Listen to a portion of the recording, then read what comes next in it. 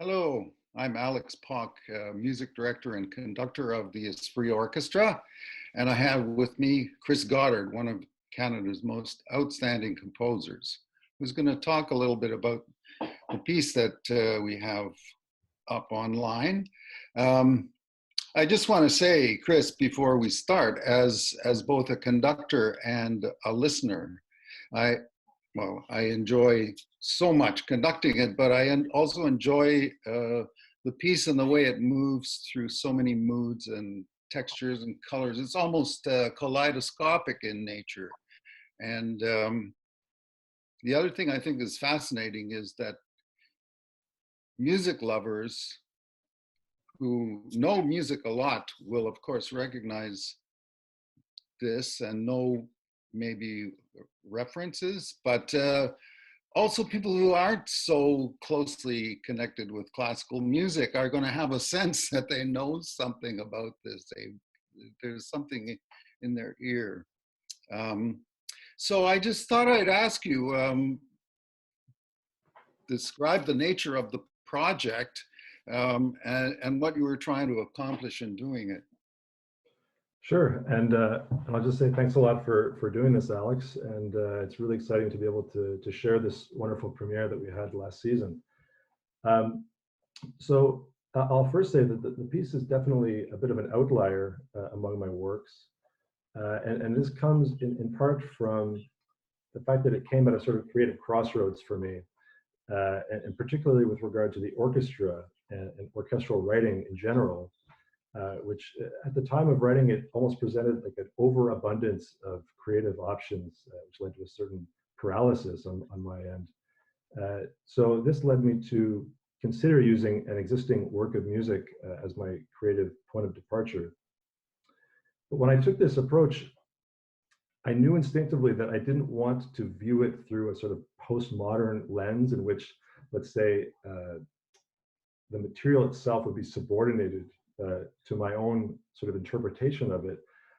But what I wanted to do instead was, in a sense, explore more fully a world that I felt had only been glimpsed in that original piece. And so this required me to sort of surrender myself over to the musical forces and kinetic energies and colors of that original piece, so that I'm able to really inhabit that world fully. And I would say in hindsight, my approach in some way resembles how Stravinsky went about writing his Pulcinella ballet, which of course famously uses a lot of source material. And I think he said something to the effect of, the piece was a look to the past, but also a look in the mirror at the same time. So that sort of resembles how I went about composing this work. You know what? One of the things that's fascinating about the excerpt that we have online that we're relating to with this conversation is how it moves through every section of the orchestra. I thought, wow, this has the full force of the orchestra. It has combinations of the orchestra interplaying with each other or supporting each other, and then it has clear and distinct sections of the orchestra operating as a section on their own. And how does that relate? I mean, in terms of your relating to the original orchestration, like the original does not move so quickly through so many different orchestrations and so smoothly. I mean, there's an ongoing sense of flow here, even though there are so many segments. And the fact that there are so many orchestral combinations is, as I say, is really fascinating about this excerpt that we've been discussing. Well, what's really interesting to me about that original piece, the Bizet, Les Trains de Six Tintés, the number from Carmen, of course, it's very attractive on its own. It's very playful and dancing. And of course, it has a very wonderful and rich world of musical timbre, just in the original version. And this, of course, is inspired by the text of that song, which refers to, I think it calls it strange music and a dazzling din of tinkling sistrums and Basque tambourines and guitars and this sort of thing. But I thought that the most striking piece of text setting in that the original piece was the way Bizet evokes what he calls what is in the text tourbillon. So it's like a whirlwind in the piece, and I think he accomplishes this very remarkably in the original score by having this seamlessly escalating tempo. But then at the same time, the musical materials are always coming back, they're circling back to the same thing over and over again. And actually, the materials themselves are always going downwards. They're in this constant state of harmonic descent. And so, really, the inspiration is all these contradictory forces that are at play. Some going up, some going down, and some staying in the same place. And it creates this sort of warped world. And so, especially from an orchestrational standpoint, my goal was to treat this world as a sort of musical sandbox, in a sense that I could sort of jump into and hold things and play around, and then to introduce my own distortions. So you mentioned the way that things sort of evolve seamlessly from one section to the next. One of the main things I wanted to disturb about the original was this linear escalation of tempo, and to create this sort of constant flux of tempos that are going up and down throughout the piece. And then in terms of the colors, I wanted to make some of those colors more vivid in some way, by, in some cases, amplifying the harmonic material with my own additions, or also by expanding that instrumental palette, that sort of exotic instrumentation of the original, and sort of adding on to it.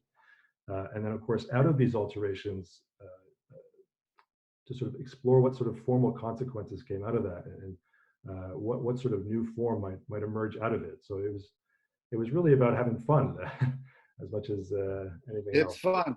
Yeah. It's fun. Why did you choose specific materials? I mean, was there a filter, or was there a selection process? What things did you leave out? What things did you decide that you would combine or embrace in this piece? Like what was the process of your choosing from the bigger original work?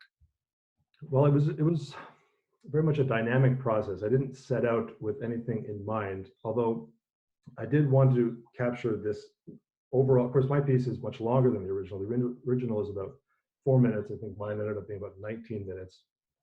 So I did want to capture, in a distant sense, this gradual escalation, but the idea is that it takes a sort of winding path toward that. I actually ended up using almost every element in that original score is present in some way in my work. It's just put into a blender and sort of recombined in different ways. And because the original had 3 stanzas, so it repeats the same thing 3 times, I wanted to also simulate that in some sense. So actually what I do is I pass through the original sort of musical sequence also in sort of 3 installments, but instead of passing from one to the next, I have these transitional moments in between that sort of frame those different stanzas. And there's also this large introduction and then this conclusion in which the original music ends up becoming more and more revealed. So there's underneath all of this, there's also this overarching process of reveal that takes place, where the original score becomes more and more transparent as it goes along. I think it'd be really interesting for listeners to actually get a version of the original version and put them side by side.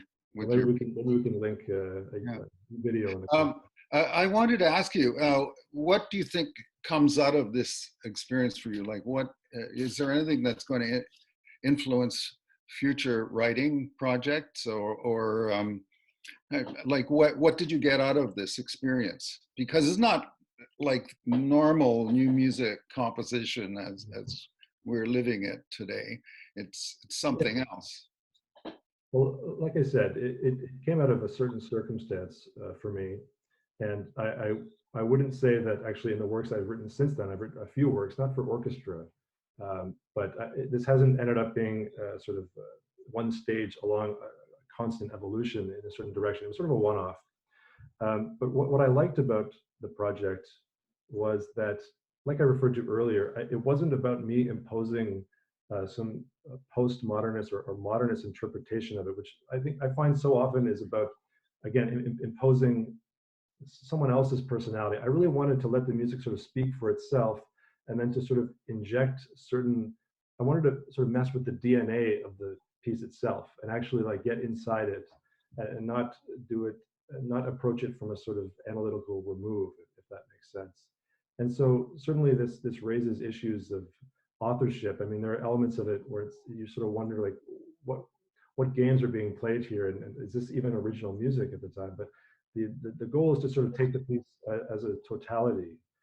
Yeah, but I think one thing that you should mention for our viewers and listeners here is the idea of fantasy. Like, Yeah, fantasies occur in different periods of music, and certainly that idea must be an underlying factor in what you've done.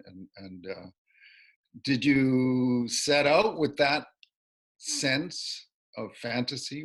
Can you call it that? I think that's fair. Yeah, I mentioned that that there's been a lot of Carmen fantasies that have been written. I think there's like a violin and orchestra version that's out there, and so it was sort of, yeah, it was sort of a fantasy on this one little number. Actually, there was one audience member who came up after the premiere in Kerner Hall, and he said it was like hearing Carmen through the looking glass. And I Yeah, thought that was a pretty apt description of what I was going for. yeah. Well, Chris, it's been wonderful to talk to you and gain an insight, as we call these video episodes. And I thank you very much for joining us. And I say goodbye to you and goodbye to our listenership and viewership. Thanks a lot. Thanks very much, Alex.